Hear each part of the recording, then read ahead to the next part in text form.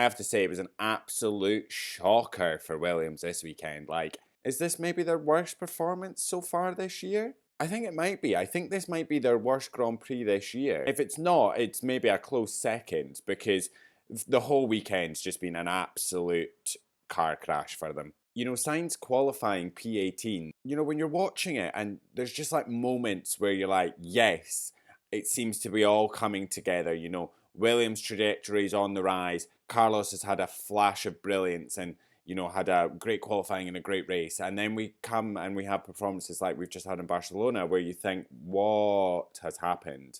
What has happened here? Because, and I know, listen, I want to preference this as well by saying I know that Barcelona as a circuit is not actually a circuit that Williams like. Their car has never really suited Barcelona for quite some time now, and I just didn't expect a Q1 exit. I just absolutely no pace. He just didn't have it in him to get out of Q1, which is wild to me that was the case. And he isn't massively off Albon. You know, it's a couple of tenths between Sainz and Albon, but that's huge depending on where your car is in the pecking order. You know, Norris is 2 tenths behind Piastri, but he's lining up second on the grid. You know, the differences are much and such the same, but just depending on where your car lines up in that pecking order, it can be huge.